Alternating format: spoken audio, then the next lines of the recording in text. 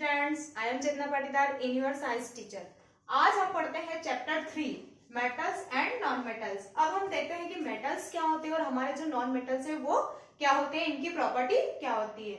सबसे पहले हम डिस्कस करेंगे मेटल्स के बारे में कि जो हमारे मेटल्स होते हैं वो किस प्रकार के होते हैं, उनकी सरफेस कैसी होती है, स्टेट कैसी होती है। इसके बारे में हम देखने के बाद इसकी प्रॉपर्टी देखते हैं। फर्स्ट देखते हैं surface, physical property of metal. सबसे पहले हम फिजिकल प्रॉपर्टी किसकी पढ़ेंगे, मेटल की। तो सबसे पहले कौन सी सरफेस आती है, इसकी सरफेस। सरफेस मीन्स होता है सतह। अब हमारी जो मेटल्स है, मेटल्स की सतह कैसी होती है उसके बारे में देखते हैं। तो यहाँ पर क्या दे रखा है, शाइनी सरफेस ऑफ मेटल्स।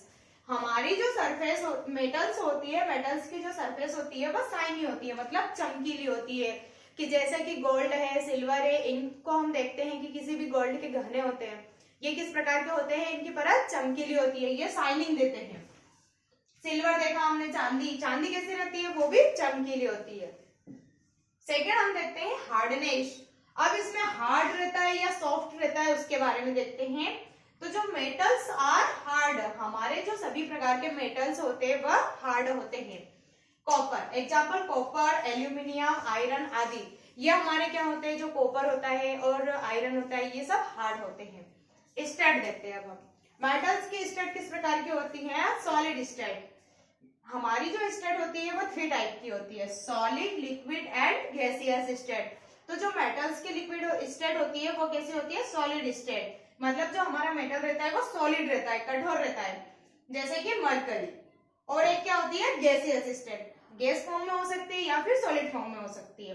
उसके बाद हम देखते हैं डेंसिटी। डेंसिटी मीन्स होता है हमारा घनत्व। घनत्व क्या होता है इसका, मेटल का high density and high melting point. मतलब जो हमारा डेंसिटी होता है वो कैसा होता है, हाई होता है, अधिक होता है। और उसी के साथ साथ मेल्टिंग पॉइंट, हमारा जो गलनांक है, कथनांक है, ये सब क्या रहता है, इसमें हाई होता है। इसको बोलते हैं हम मेल्टिंग पॉइंट। सोनोरस, सोनोरस क्या होता है, तेज आवाज करना, किसी में भी साउंड प्रोड्यूस करना, उसको हम बोलते हैं सोनोरस। मेटल्स आर सोनोरस, मतलब जो सारी मेटल्स होती है वो क्या रहती है, सोनोरस होती है, मतलब साउंड प्रोड्यूस करती है। अब साउंड प्रोड्यूस कैसे करती है कि हम किसी भी सरफेस पर उसको रगड़ते हैं तो उसमें से क्या होती है, आवाज आती है। एग्जाम्पल लेते हैं हम बेल्स का। मंदिर में जो बेल्स रहती है उसको जब हम बजाते हैं तो उसमें क्या होती है, आवाज आती है, तो उसको हम क्या बोलते हैं, वो भी एक मेटल्स की बनी रहती है। तो क्या होता है उसमें, सोनोरस, मतलब उसमें साउंड प्रोड्यूस हो रहा है। ये हो गई हमारी मेटल्स की प्रॉपर्टी। अब हम देखते हैं नॉन मेटल्स की फिजिकल प्रॉपर्टी। क्या करेंगे अब हम देखते हैं यहाँ पर नॉन मेटल्स। सरफेस, सबसे पहले हम नॉन मेटल्स की सरफेस देखते हैं। तो क्या होगा, हमारे जो मेटल्स की सरफेस थी वो शाइनी थी। अब अगर हम नॉन मेटल की सरफेस की बात करते हैं तो हमारा जो सरफेस होता है वो क्या होता है, नॉट शाइनी होता है, मतलब ये शाइन नहीं करता, एकदम सिंपल होती है हमारी नॉन मेटल। तो क्या होगा, नॉन मेटल की सरफेस नॉट शाइनी होती है। हार्डनेस, अब मेटल्स में क्या था, हार्ड थे, लेकिन नॉन मेटल्स में क्या होगा, यहाँ पर नॉन मेटल्स आर हार्ड नहीं, यहाँ पर आएगा सॉफ्ट। जो हमारी नॉन मेटल्स होती है वो क्या होती है, सॉफ्ट। सिर्फ एक डायमंड ऐसा मेटल्स होता है जो कि हार्ड होता है, बाकी सब जो नॉन मेटल्स होती है वह सॉफ्ट होती है। स्टेट देखते हैं हम यहाँ पर। तो जो मेटल्स की स्टेट हमने देखी थी सॉलिड, लेकिन अब यहाँ पर आ जाएगा नॉन मेटल की अगर हम बात करते हैं तो यहाँ पर जो स्टेट होती है वो क्या होती है, लिक्विड होती है, liquid and solid, sorry liquid and gas. क्या करेंगे हम, नॉन मेटल्स की स्टेट की बात अगर हम करते हैं तो यहाँ पर क्या आएगा, लिक्विड एंड गैसियस फॉर्म में। क्या बताया था मैंने, यहाँ पर 3 स्टेट होती है, सॉलिड, लिक्विड एंड गैस। तो हमारी मेटल्स की थी सॉलिड और नॉन मेटल्स की हमारी हो गई लिक्विड एंड गैस। अब हम डेंसिटी की बात करते हैं तो हमारे जो मेटल्स की डेंसिटी थी वो क्या थी, हाई डेंसिटी, मतलब घनत्व था वो हाई था, ज्यादा था। तो अब क्या करते हैं हम, नॉन मेटल्स में अगर इसकी बात करते हैं तो हमारा क्या आ जाएगा, जो डेंसिटी होती है वह लो हो जाएगी। तो क्या आएगा, low density and low melting point. हमारी डेंसिटी, हमारा जो घनत्व होता है नॉन मेटल्स का, तो वो क्या होता है, लो डेंसिटी, मतलब इसका जो घनत्व होता है वो कम होता है और मेल्टिंग पॉइंट भी कम होता है। अब हम देखते हैं सोनोरस, साउंड प्रोड्यूस करना। तो क्या आएगा, जो मेटल्स थी वो तो साउंड प्रोड्यूस करती है, नॉन मेटल्स रहती है वो साउंड प्रोड्यूस करती है क्या, तो यहाँ पर आएगा non metals are not sonorous.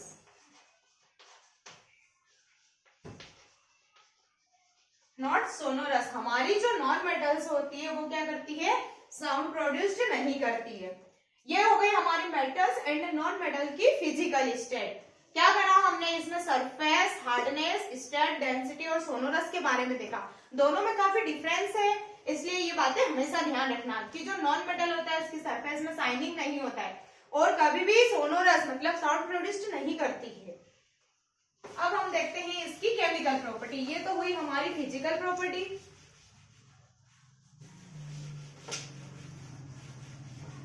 आया सभी को इतना समझ में कि हमारी ये प्रॉपर्टी क्या होती है, मेटल्स की और नॉन मेटल्स की। अब हम देखते हैं यहाँ पर केमिकल प्रॉपर्टी।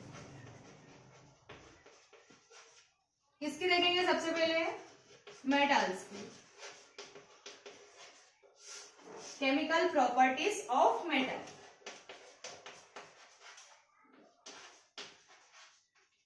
क्या करेंगे इसमें, हम सबसे पहले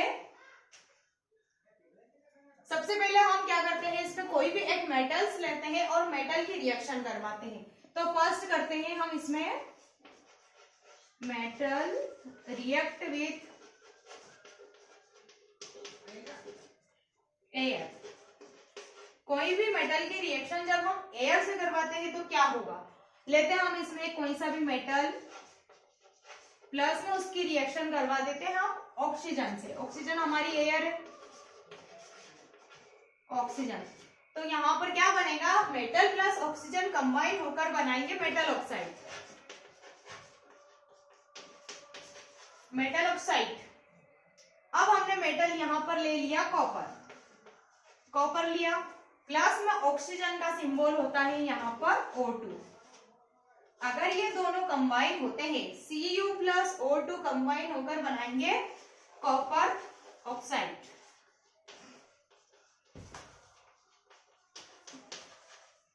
क्या करा हमने यहाँ पर, एयर, एयर मीन्स होता है ऑक्सीजन, कोई सी भी गैस। तो यहाँ पर हमने मेटल की रिएक्शन ऑक्सीजन से करवा दी, तो बना क्या हमारा मेटल ऑक्साइड। पहले हमने क्या लिया, मेटल के स्थान पे कॉपर। कॉपर हमारा क्या है, एक मेटल है। मेटल की रिएक्शन अगर ऑक्सीजन से करवाते हैं हम, ये दोनों की रिएक्शन हो गई अगर, तो हमारा जो प्रोडक्ट बनेगा वो क्या है, 2CuO, कॉपर ऑक्साइड। ये है हमारा कॉपर ऑक्साइड। अब हम इसकी सेकेंड रिएक्शन देखते हैं।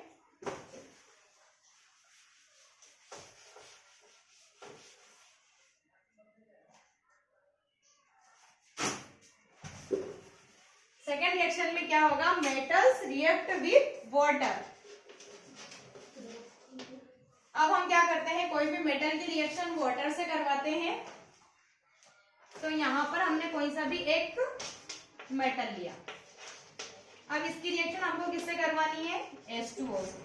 तो हमारा प्रोडक्ट क्या बनेगा इसमें, देखते हैं। अब इसमें हमने एक सोडियम लिया, सोडियम की रिएक्शन अगर हम H2O से करवाते हैं तो हमारा प्रोडक्ट क्या बनेगा, Na और O और H। क्या करते हैं हम, N2Na और यहां से O और यहां से H, NaOH प्लस में H2। ये बना हमारा सोडियम हाइड्रोक्साइड। क्या नेम है इसका, सोडियम हाइड्रोक्साइड। सोडियम हाइड्रोक्साइड का एक नेम अदर भी होता है जिसे हम कास्टिक सोडा बोलते हैं। सोडियम हाइड्रोक्साइड का यूज आप सभी अपने घर में भी करते हैं, डिटर्जेंट्स के रूप में एंड अपने सॉप्स के रूप में भी करते हैं। ऑयलिंग रिफाइनिंग में भी हम इसका यूज करते हैं। क्या करते हैं हम, सोडियम की रिएक्शन अगर हमने H2O से करवाई, Na सिंबल्स होता है सोडियम का, तो हमारा NaOH सोडियम हाइड्रोक्साइड बना, प्लस में इसमें क्या निकला, H2। इतना आया सभी को समझ में। अब हम क्या करेंगे इसमें, रिएक्ट ऑफ द एसिड। तीसरा पॉइंट होता है हमारा इसमें, metal react with the acid. अब हम कोई भी मेटल लेते हैं, इसमें हमने यहाँ पर मेटल लिया, आयरन ले लिया। आयरन की रिएक्शन जब हम HCl से करवाते हैं,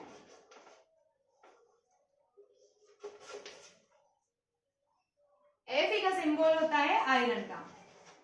आयरन की रिएक्शन HCl हाइड्रोक्लोरिक एसिड से करवाते हैं,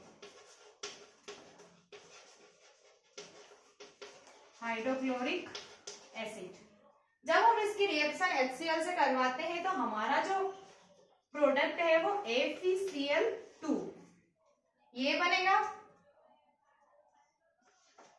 ये हो गया हमारी बैलेंस्ड इक्वेशन FeCl2 और निकला हमारा H2। ये हमारा क्या हुआ, फेरिक क्लोराइड या iron chloride, ferric chloride.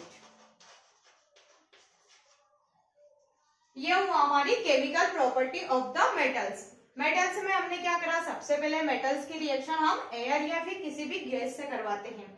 Second time में हमने क्या करा कि जो भी मेटल्स है, मेटल्स में आयरन, कॉपर, सल्फर, ये सब क्या होता है, इनकी रिएक्शन जब हम करवाते हैं एसिड से करवा दी, उसके बाद हमने वाटर मॉलिक्यूल से करवाते हैं तो हमको क्या प्राप्त हुआ था, हाइड्रोनियम आयन। और जब हम एसिड से करवा रहे हैं तो हमारा जो प्रोडक्ट बन रहा है वो फेरिक क्लोराइड है। ये हुआ हमारी chemical properties complete. Physical property and chemical property हमारी कंप्लीट हो चुकी है। अब हम देखते हैं आयोनिक कंपाउंड्स। आयोनिक कंपाउंड्स क्या होते हैं हमारे,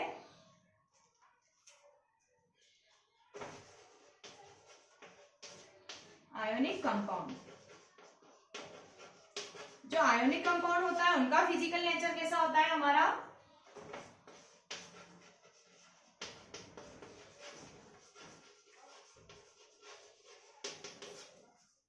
आयोनिक कंपाउंड का फिजिकल नेचर होता है सॉलिड। जो हमारे आयोनिक कंपाउंड होते हैं वह सॉलिड होते हैं। क्या करते हैं, फिजिकल नेचर में होता है सॉलिड एंड इनकी हार्डनेस,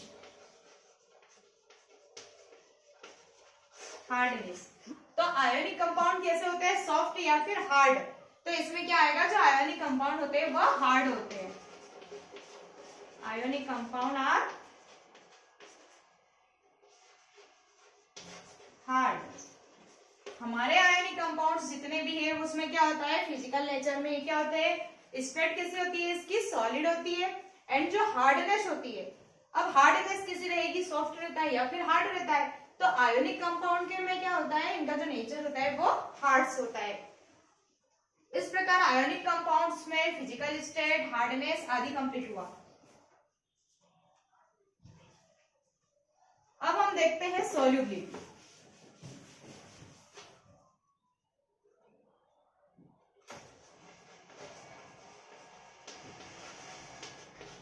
सोल्यूबिलिटी, अब हम देखते हैं कि आयोनिक कंपाउंड किसमें सोल्यूबल होता है और किसमें नहीं होता है।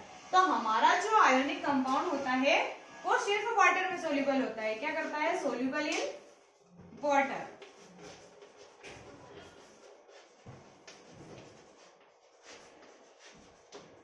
क्या करते हैं, जैसे metals, non metals and ionic compounds.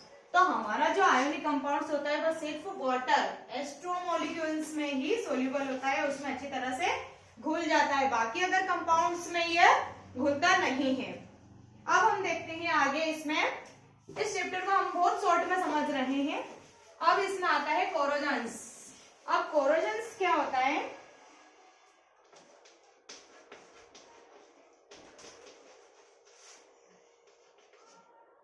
Corrosion, इसके बारे में थोड़ा सा समझते हैं। The surface of some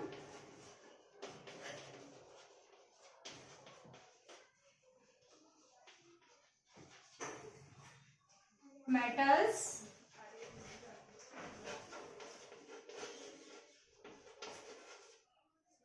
corrode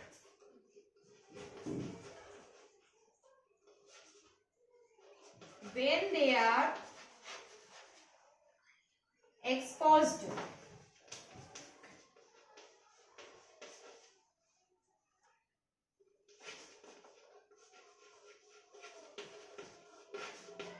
moist air for a long time.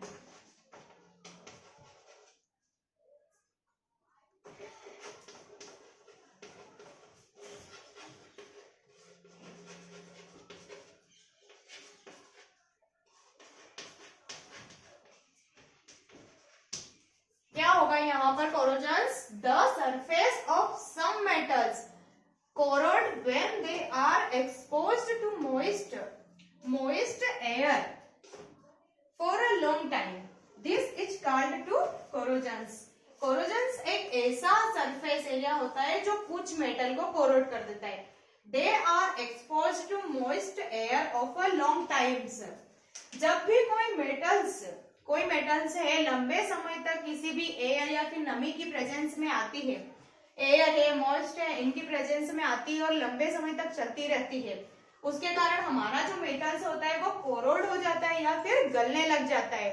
तो इस प्रकार के मेटल्स को हम क्या बोलते हैं? कोरोजन्स. आई प्रोसेस समझ में कि कोरोजन्स क्या होता है कि कोई भी मॉइस्ट या एयर की प्रेजेंस में कोई मेटल आ रहा है तो क्या होता है, उस पर वो गलने लग जाता है या फिर उस पर अलग तरह की परत चढ़ जाती है. इसको हम बोलते हैं कोरोजन्स. अब इसके एग्जांपल देखते हैं.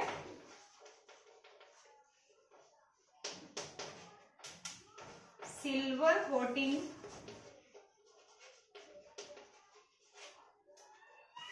सिल्वर कोटिंग ऑफ ब्लैक,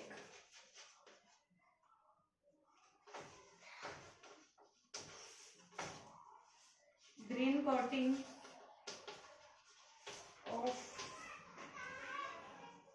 अब इसमें देखते हैं हम क्या होता है. जो सिल्वर होता है, सिल्वर पर क्या करती है? ब्लैक कलर की परत चढ़ जाती है. कोई भी सिल्वर से रिलेटेड कोई भी हमारा मेटल्स होता है तो उसमें क्या होता है कि अगर बहुत टाइम तक, लंबे टाइम तक काफी पड़ा रहता है तो उस पर क्या होता है, वो एयर या मॉइस्ट की प्रेजेंट में आता है तो क्या होता है, उस पर ब्लैक कलर की परत चढ़ जाती है. उसी प्रकार ग्रीन कोटिंग, जो हमारा तांबा होता है उस पर क्या होता है, ग्रीन कलर की परत चढ़ जाती है. आप अपने घर में भी यूज करते हैं तांबे का लोटा, उसको काफी लंबे समय तक अगर हम पड़े रह देते हैं, उसका यूज नहीं करते हैं और आपकी मम्मी उसको साफ नहीं करती है तो उस पर क्या होता है, ग्रीन कलर की परत चढ़ जाती है. ये सब किसके कारण होता है? कोरोजन्स के कारण. कि कोरोजन्स एयर नमी की प्रेजेंस में आता है और उस वस्तु को खराब करने लग जाता है. ये होता है हमारा कोरोजन्स. अब हम देखते हैं प्रिवेंशन ऑफ कोरोजन्स. इस कोरोजन से हम बच कैसे सकते हैं? बचाव के कारण को हमको देखना है कि हम किस किस के बचाव के कारण इसको कर सकते हैं. अब हम देखते हैं प्रिवेंशन.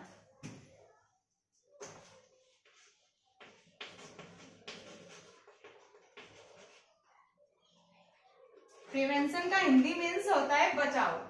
तो क्या आएगा? प्रिवेंशन मीन्स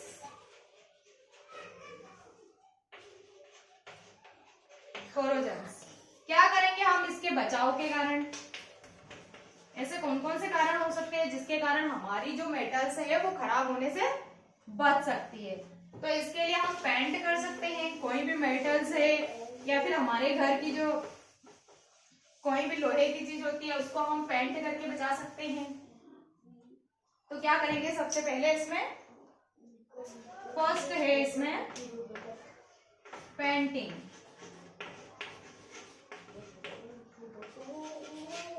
क्या करेंगे? अगर हम किसी भी चीज को बचाना है तो उस पर पेंट कर देंगे. पेंटिंग करके हम उसको बचा सकते हैं. सेकेंड है ऑयलिंग. ऑयलिंग के कारण भी हम क्या कर सकते हैं? कोरोजन से बच सकते हैं किसी भी चीज पर ऑयल लगाकर. थर्ड होता है इसमें ग्रीसिंग.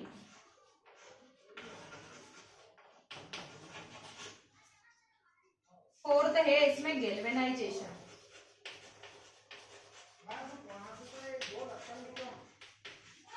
और फिफ्थ होता है इसमें अलॉयज. अब हम इसमें क्या करेंगे कि हमको किसी भी कोरोजन से बचना है तो सबसे पहले हम पेंटिंग. किसी भी धातु पर अगर हमने पेंट किया तो उस पर कलर नहीं चढ़ेगा. अदर एयर नमी की प्रेजेंस में कोई भी मिश्र धातु नहीं रहेगी. ऑयलिंग करके किसी के भी ऊपर हम ऑयलिंग कर सकते हैं. उस पर तेल की एक परत चढ़ा देते हैं. उससे भी कोरोजन नहीं आएगा। उसके बाद क्या लिखा है इसमें, ग्रीसिंग, ग्रीस की परत चढ़ाना। किसी के भी ऊपर ग्रीस अगर लगा देते हैं हम तो क्या होगा कि उस पर लोहे पर या फिर अदर मेटल्स पर तो हमारा जो कोरोजन है वो नहीं आएगा। फोर्थ होता है इसमें गैल्वेनाइजेशन और फिफ्थ होता है अलॉयस। अलॉयस का मीन्स होता है यहाँ पर मिश्र धातु। क्या होता है अलॉयस का मीन्स, मिश्र धातु। किसी भी हमने मेटल्स की अगर मिश्र धातु बना ली, मतलब दो मेटल्स को अगर कंबाइन कर लिया तो उसको क्या बोलते हैं हम, मिश्र धातु। अगर दो मेटल्स कंबाइन रहेगी तो उसमें कोरोजन आने का कोई चांस ही नहीं रहेगा। इस प्रकार हम क्या कर सकते हैं, कोरोजन से बचाव कर सकते हैं कि पेंटिंग करा, ऑयलिंग करा, ग्रीसिंग करा, गैल्वेनाइजेशन करा, अलॉयस करा। ठीक है, आज का हमारा चैप्टर यहीं पर क्लोज होता है। इस चैप्टर को हमने शॉर्ट में समझा, मेटल्स और नॉन मेटल्स को, आयोनिक कंपाउंड्स के बारे में पढ़ा, कोरोजन क्या होता है, कोरोजन के प्रिवेंशन क्या होते हैं। इस प्रकार हमारा चैप्टर यहीं पर क्लोज होता है। Thank you so much.